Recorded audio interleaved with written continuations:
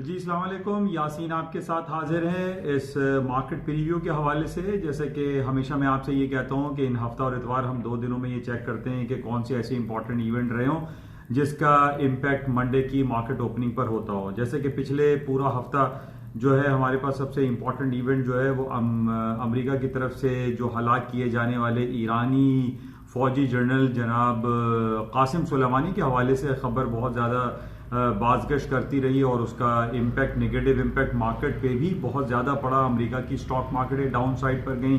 सोने चांदी और तेल की कीमतों में खातिर खा इजाफा हुआ और जो सूरत हाल हमारे पास इन 2 दिनों में रही और वो इसी हवाले से चलती रही और बहुत ज़्यादा खबरें मीडिया पे ये आती रहीं कि जनाब इसका नेगेटिव इम्पैक्ट करेंसी मार्केट पे या गोल्ड सिल्वर पे या ऑयल पे या अमेरिका की स्टॉक मार्केट पर पड़ेगा और यकीनन ये पड़ेगा।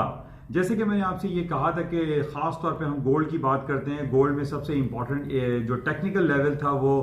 1545 का एक लेवल था। मैंने आपसे ये जिक्र किया था कि 1445 मार्केट का रीसेंट लो है जो कि 1.5-2 महीने का इसने लो किया था।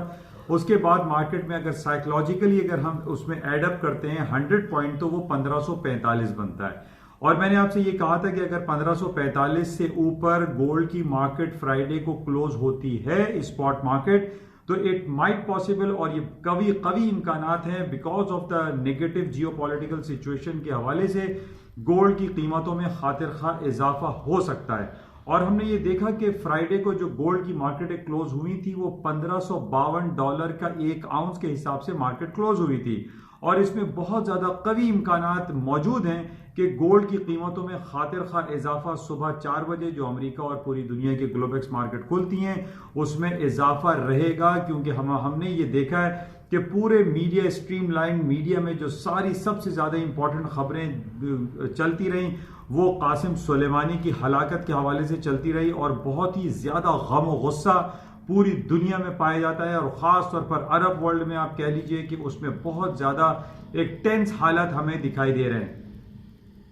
ईरान की तरफ से बहुत सारे बयान दिए गए हैं कि जनाब हम अमेरिका से इसका बदला लेंगे और हम हरगिज इस चीज को इस अमल को जो है वो माफ नहीं करेंगे। और ट्रंप साहब ने जो ये सिलसिला रवा रखा है ईरान के और उससे कुछ अर्से पहले उन्होंने ये कहा था कि जनाब अबू बकर अल बगदादी को जो मारा गया है इसका बदला अमेरिका से लिया जाएगा।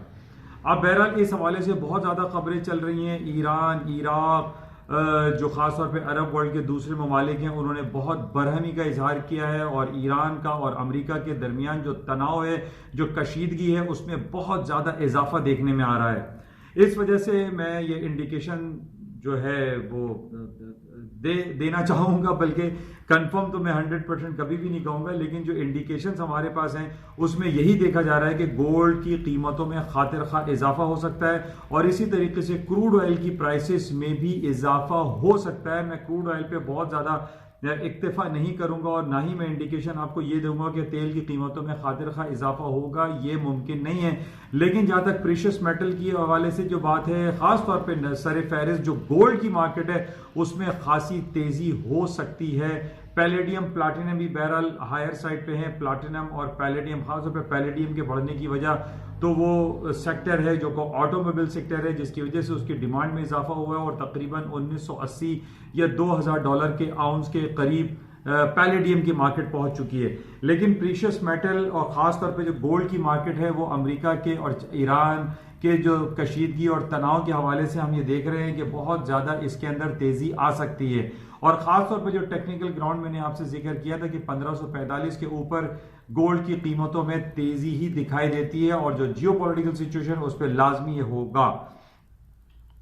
बहरहाल इसके अलावा जो हमारे पास जो दूसरी खबरें चल रही हैं, खासतौर पे अमेरिका की स्टॉक मार्केट के हवाले से हम बात कर लेते हैं, क्योंकि इन हफ्ता और इतवार हमारे पास अरब वर्ल्ड की मार्केटें खुली हुई रहती हैं। आज हमने ये देखा जो अभी ताज़ा तरीन जो मेरे पास रिपोर्ट्स आई थी, Kuwait, Saudi Arabia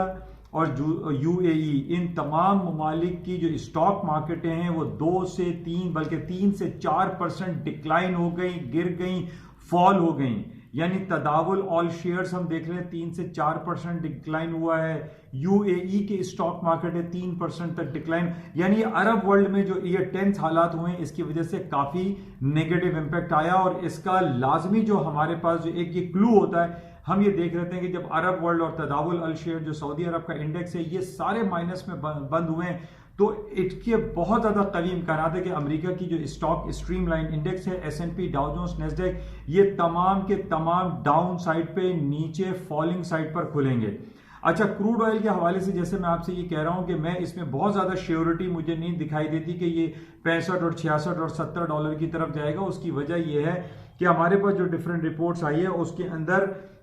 5 lakh barrel per day के हिसाब से इसकी प्रोडक्शन कट की गई है 1 जनवरी से ओपेक की जानिब से। इस खबर पे तो जबकि कासिम सुलेमानी साहब की हलाकत भी नहीं हुई थी,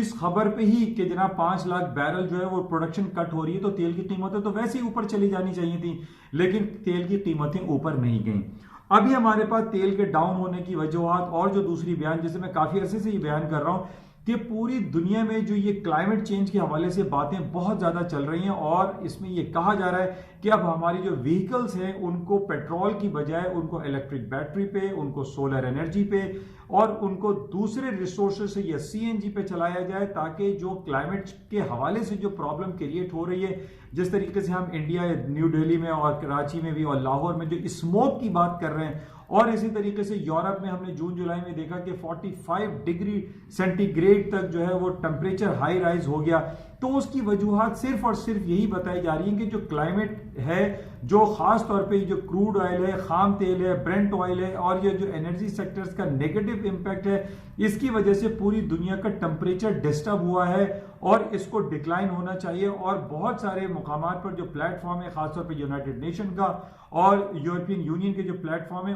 उन्होंने इसको पॉइंट ऑफ नो रिटर्न की बात की है कि जनाब ऐसे मामलात रखे जाएं कि दुनिया में पेट्रोल की जो यूजेज है उसको डिक्लाइन किया जाए। अच्छा, इसी वजह से हम ये देख रहे हैं कि तेल की कीमतें जो खातिर ख्वाह इजाफा होना चाहिए था, यानी 70, 80, 75, 100 डॉलर, वो नहीं हो पा रहा है। और इवन की जो ये ईरान फैक्टर हुआ फ्राइडे को, उस पर भी मार्केट से $2 के गैप से खुली, लेकिन उसके बाद हमने देखा कि मार्केट में दोबारा से $63 के करीब आ गई। तो ऑयल की कीमतें उस वक्त तक until unless $66 को नहीं क्रॉस करती, आई डोंट पर्सनली फील कि क्रूड ऑयल की कीमतें जो है बहुत ज्यादा ऊपर की तरफ जाएंगी। जिस तरीके से हमारे पास आज भी एक डॉन में आर्टिकल लगा हुआ है कि जनाब टेस्ला जो दुनिया की सबसे बड़ी इलेक्ट्रॉनिक गाड़ी, इलेक्ट्रिक बैटरी पे गाड़ी बनाने वाली कंपनी है टेस्ला, उसने ये ऐलान किया है कि वो सालाना 5 लाख व्हीकल्स प्रोड्यूस करेगा। अब आप ये देखिए, आहिस्ता आहिस्ता दुनिया जो है ये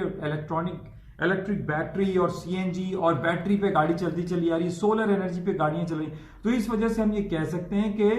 क्रूड ऑयल की जो डिमांड है उसके अंदर काफी कमी वाक़ई हो रही है। और हम ये देख रहे हैं कि जिस तरीके से आईपीओ लॉन्च किए गए हैं सऊदी अरामको के, और आज हमने ये देखा कि जब से ये पिछले 1 महीने में जो लॉन्च हुआ है उसके बाद आज लोएस्ट लेवल पर मार्केट आ गए 34.55 रियाल पर शेयर की मार्केट गिर गई है। अब हम ये देख रहे हैं कि कहां तो ये $2 ट्रिलियन की बात कर रहे हैं कि सऊदी अरब ये कह रहा है कि जनाब वो इनके आईपीओ $2 ट्रिलियन और दुनिया की सबसे पहली कंपनी बन गई है जो $2 ट्रिलियन के बेंचमार्क को क्रॉस कर गई है। लेकिन बट आई डोंट फील कि इसके अंदर $2 ट्रिलियन एक आम पब्लिक लोगों के होंगे। आईपीओ का मतलब तो यही होता है कि इनिशियल पब्लिक ऑफरिंग है कि पब्लिक को इन्होंने ऑफर किया है कि वो शेयर्स खरीदे। बट आई फील कि ये जो $2 ट्रिलियन की मार्केट कैपिटलाइजेशन की बात सऊदी अरामको कर रहा है, इसमें पब्लिक का पैसा नहीं है, इसमें स्टेट का पैसा है, सऊदी अरब की स्टेट का पैसा है, जिन्होंने उसके ऊपर फंड इंजेक्ट करने के बाद उसको $2 ट्रिलियन का उसको बेंचमार्क या माइलस्टोन क्रॉस करने की बात कर रहे हैं। बट आई डोंट फील कि ये सही है, क्योंकि आईपीओ का मतलब से यही होता है कि हम और आप, एक आम आदमी, उस कंपनी का शेयर होल्डर हो, लेकिन ऐसा फिलहाल दिखाई नहीं। और यही वजह आज हम देख रहे हैं कि पूरी दुनिया में, बल्कि बशमूल सऊदी अरब और अरब कंट्री में, जो इन्होंने अपने डोमेस्टिक एरिया के लोगों को इंट्रोड्यूस कराया था आईपीओ, उनका इंटरेस्ट इतना ज्यादा सऊदी अरामको में दिखाई नहीं दे रहा है। और यही वजह है कि तेल की कीमतों में इतनी खातिर खा इजाफा देखने में नहीं आ रहा है। बहरहाल अब से कुछ घंटों के बाद जो मार्केटें खुलेंगे उसमें सोने की कीमतों में खातिर खा इजाफा और अमेरिका की स्टॉक मार्केटों में खातिर खा कमी दिखाई दे रही है। तो बहरहाल 3 से 4 घंटे के बाद मार्केटें खुलेंगे, उसमें हम मजीद देखेंगे कि क्या सूरत हाल रहती है। लेकिन अब तक की जो ताज़ा तरीन खबरें हमारे पास चल रही हैं उसमें सिर्फ और सिर्फ कासिम सुलेमानी की हलाकत के हवाले से खबरें चल रही हैं, जो कि बहुत टेंस हालात दिखाई दे रहे हैं दुनिया के और अरब वर्ल्ड के खास तौर पे। इंशाल्लाह सुबह मॉर्निंग ब्रीफिंग में आपसे दोबारा मुलाकात होगी और सुबह हम देखेंगे कि जो अर्ली मॉर्निंग 4 बजे मार्केट खुलती है वो किस लेवल्स पे खुलती हैं, क्या उसमें गोल्ड सिल्वर हायर साइड पे गैप से खुलते हैं या नहीं खुलते। लेकिन इम्कानात यही दिखाई दे रहे हैं on the basis of these negative geopolitical situation कि गोल्ड की कीमतों में इजाफा और अमेरिका की स्टॉक की मार्केटों में डाउनफॉल रहेगा। इंशाल्लाह राब्ते में रहेंगे। जाते हुए मैं आपसे कहूंगा कि इस यूट्यूब चैनल को प्लीज सब्सक्राइब भी करें, लाइक भी करें और इसको शेयर भी करें। Thank you.